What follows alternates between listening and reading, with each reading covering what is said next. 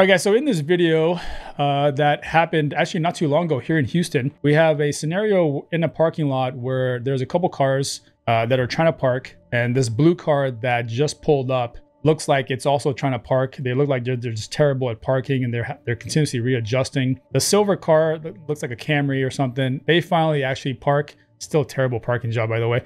But the blue car decides that this is a good opportunity for them to pull up in that 90, in that blind spot of this silver Camry, get into that doorway, get whatever they can, and then get out of there. So why did they do this?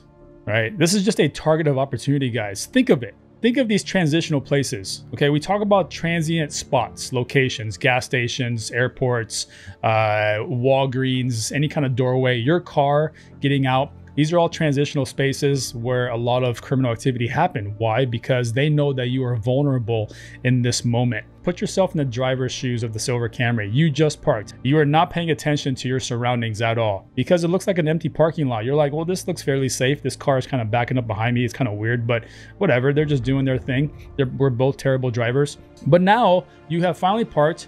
You're getting ready to get out of the car, but before you do, if you're like me, you're gathering your backpack, this, that, and the other, you're getting whatever else is out of your car. While you're doing all that and you're just completely oblivious, this happens. This car pulls up in your 90. They come in through the passenger door because they know it's open. They get as much as they can because they know you're slow to react because of OODA. They get what they can and they take off. And this happened right here in Houston. But why did these criminals use that moment to do that versus just use a more of a low risk approach, which is, you know, wait till these people are out of their cars and then just go in there and carjack them or break into the car? Because this is easier. This is a moment for these guys to do the most damage with the least amount of work, but also very quickly, not wasting time. They don't need to scout cars. They already have their car. They have you in their sights. They're just waiting for you to park, and they're going to use that 10 to 15 seconds of transitional time for you to get out of your car and all the things that we do for them to strike. They're going to open that door because they know it's unlocked because you're in there, so they don't have to carjack it or they don't have to break the door or whatever, pop the window. And they open the door, they grab what they can, they take off, and that's it, just like that. And you don't even have time to get a license plate. You don't have time to comprehend what just happened. Okay, so what does this go back to? Again, situational awareness, guys. When you guys are entering these kind of transitional places, whether it's a parking lot, a gas station, you know, maybe it's just you kind of parking in front of a store waiting for somebody to come out with groceries. Just use your imagination. Any kind of transitional space is a space where you are an easy target. That is where you have to be the most switched on. That is when you are entering a gas station, for example. Let's just do a gas station.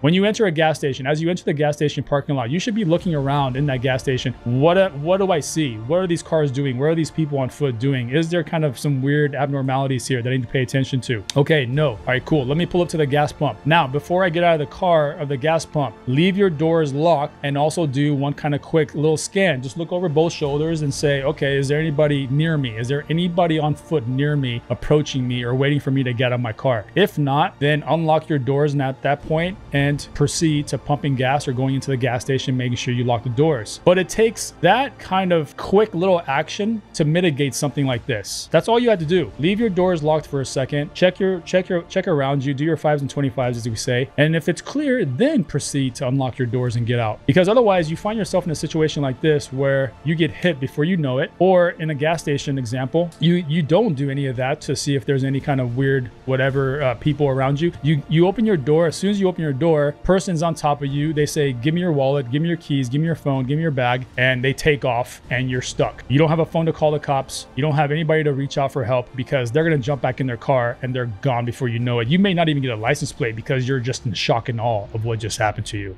Now you're hoping that security cameras can pick up license plates and whatever else, but by then it's too late. Your possession's already gone. So again, guys, lessons learned here: situational awareness, transitional spaces. Pay extra close attention before you get out and expose yourself to this transitional space like this parking lot or gas station or anywhere else you guys can think of. And that's it. All right, hope you guys learned something from this video. Tune in next time. We'll see you guys. Cheers.